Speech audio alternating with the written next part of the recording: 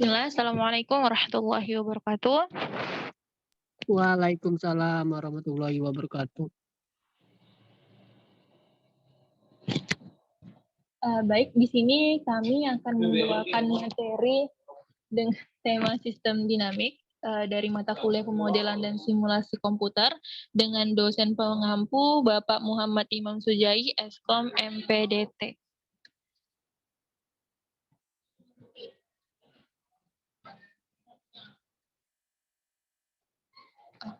Baik, di sini kami akan memperkenalkan anggota dari kelompok kami dari kelompok 3. Anggota pertama, Friendly Apriansyah dengan NPM 201026201075. Anggota kedua yaitu Yogi Pratama Martin dengan NPM 191026201070.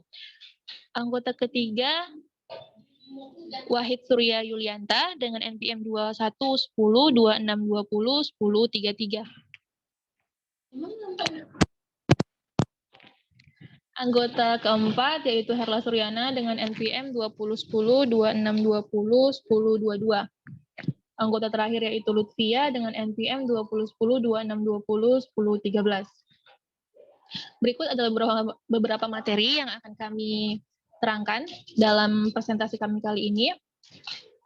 Untuk materi pertama, yaitu materi sistem, akan dijelaskan oleh... Baik, terima kasih Via. Sistem. Menurut Bengkat 1991, sistem didefinisikan sebagai kumpulan elemen yang berfungsi bersama untuk mencapai tujuan yang diinginkan. Atau Bengkat 1991.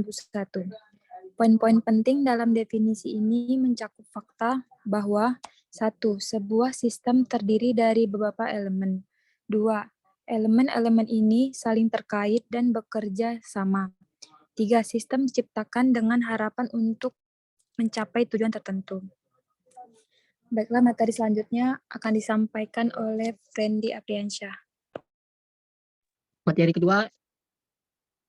Materi kedua elemen dalam sistem.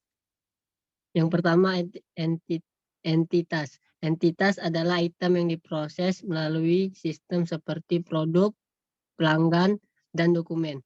Entitas yang berbeda mungkin memiliki karakteristik unik seperti biaya, bentuk, prioritas, kualitas, atau kondisi. Yang kedua, aktivitas. Aktivitas adalah tugas yang dilakukan dalam sistem yang secara langsung atau tidak langsung terlibat dalam pemrosesan entitas. Contoh kegiatan termasuk melayani pelanggan, memotong bagian pada mesin, atau memperbaiki peralatan. Kegiatan biasanya memakan waktu dan sering melibatkan penggunaan sumber daya. Yang ketiga, sumber daya. Sumber daya adalah sarana yang digunakan untuk melakukan aktivitas. Mereka menyediakan fasilitas, peralatan, dan personel pendukung untuk melakukan kegiatan. Sementara sumber daya memfasilitasi pemrosesan entitas. Sumber daya yang tidak memadai dapat membatasi pemrosesan dengan membatasi tingkat pemrosesan yang dapat dilakukan. Yang keempat, kontrol. Kontrol menentukan bagaimana, kapan, dan di mana aktivitas dilakukan. Kontrol memaksakan ketertiban pada sistem. Pada tingkat tertinggi, pengendalian terdiri dari jadwal, rencana, dan kebijakan.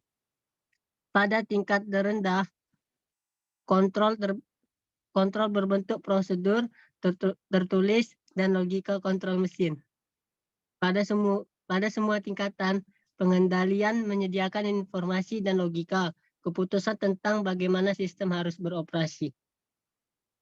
Materi selanjutnya akan dibacakan oleh Bang Yogi Pratama. Baiklah, saya Yogi Pratama Martin akan melanjutkan presentasi dengan judul kompleksitas suatu sistem. Terima kasih Pak Freddy sebelumnya.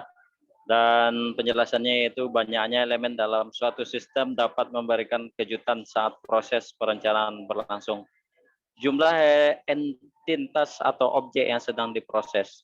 sumber daya atau personel peralatan, dan fasilitas yang digunakan untuk memproses entitas, aktivitas atau langkah-langkah proses, dan kontrol atau aturan yang menentukan siapa, apa, di mana.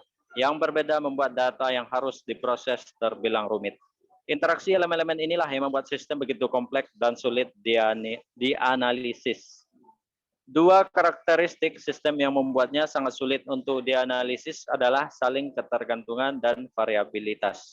Saling ketergantungan menyebabkan perilaku satu elemen mempengaruhi elemen lain dalam sistem, baik secara langsung maupun tidak langsung. Variabilitas menggabungkan efek saling ketergantungan dalam sistem, membuat perilaku sistem hampir tidak mungkin diprediksi tanpa menggunakan simulasi. Baiklah, untuk presentasi selanjutnya akan dilanjutkan oleh Bu Herla.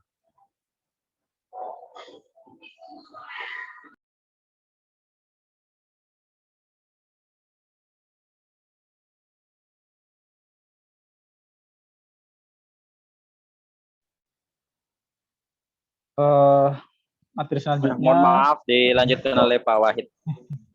Ya, terima kasih sebelumnya pada Pak Yogi. Kali ini saya akan melanjutkan untuk pembahasan materi selanjutnya, yaitu tentang metrik. Metrik adalah ukuran yang digunakan untuk menilai kinerja suatu sistem. Pada tingkat tertinggi organisasi atau bisnis, metrik mengukur kinerja keseluruhan dalam hal keuntungan, pendapatan, biaya relatif terhadap anggaran, pengembalian aset, dan sebagainya. Metrik operasional ini mencerminkan aktivitas langsung dan dapat dikontrol secara langsung. Mereka juga mendorong metrik terkait finansial yang lebih tinggi. Metrik operasional utama yang menggambarkan efektivitas dan efisiensi sistem manufaktur dan layanan mencakup hal-hal berikut.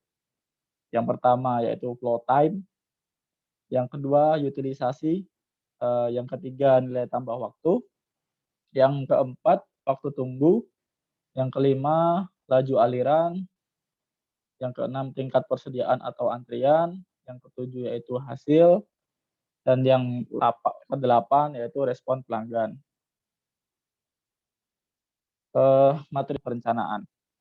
Karena sistem terdiri dari elemen-elemen yang saling bergantung, tidak mungkin untuk memprediksi secara akurat bagaimana suatu sistem akan bekerja hanya dengan memeriksa setiap elemen sistem secara terpisah dari keseluruhan. Menganggap sebaliknya adalah mengambil pendekatan reduksionis atau dapat diartikan sebagai suatu pendekatan untuk memahami sifat dasar hal-hal kompleks dengan menyederhanakannya ke dalam interaksi dari bagian-bagiannya, atau membuat suatu hal menjadi lebih sederhana atau lebih mendasar untuk desain sistem yang berfokus pada bagian-bagian daripada keseluruhan. Sementara secara struktural suatu sistem mungkin dapat dibagi, sedangkan secara fungsional tidak dapat dibagi, dan oleh karena itu memerlukan pendekatan holistik untuk pemikiran sistem. Untuk materi selanjutnya akan dibacakan oleh Lutfia. Silakan Lutfia. Baik, terima kasih Pak Wahid untuk waktunya. Materi selanjutnya yaitu perbandingan teknik analisis sistem tradisional dan simulasi. Untuk teknik analisis sistem tradisional, teknik ini masih dapat memberikan perkiraan kasar tetapi gagal dalam menghasilkan wawasan dan jawaban akurat yang diberikan simulasi. Sistem yang diimplementasikan menggunakan teknik ini biasanya memerlukan beberapa penyesuaian setelah implementasi untuk mengimbangi perhitungan yang tidak akurat. Sementara alat-alat komputerisasi dapat memberikan solusi cepat dan perkiraan, mereka cenderung membuat asumsi yang terlalu menyederhanakan, hanya melakukan perhitungan statis dan terbatas pada kelas masalah yang sempit. Sistem ini juga gagal untuk memperhitungkan saling ketergantungan dan variabilitas sistem yang kompleks, dan karena itu tidak seakurat simulasi dalam memprediksi kinerja sistem yang kompleks. Untuk teknik analisis sistem simulasi, poin pertama, simulasi memungkinkan perencana secara akurat memprediksi kinerja yang diharapkan dari desain sistem, dan akhirnya membuat desain sistem dengan keputusan yang lebih baik. Simulasi mampu meniru sistem kompleks dari hampir semua ukuran dan hampir semua tingkat detail, memberikan perkiraan akurat dari beberapa metrik kinerja, Poin keempat, yaitu sistem ini mampu membuat keputusan desain dengan akurat dalam waktu yang lebih singkat dibandingkan dengan sistem tradisional. Baik, dari kelompok kami mungkin itu saja presentasi terkait materi sistem dinamik. Dari saya, mewakilkan anggota kelompok yang lain, mohon maaf apabila kesalahan, baik kata maupun tulisan. Akhir kata, Assalamualaikum warahmatullahi wabarakatuh. Waalaikumsalam warahmatullahi wabarakatuh. Waalaikumsalam warahmatullahi wabarakatuh.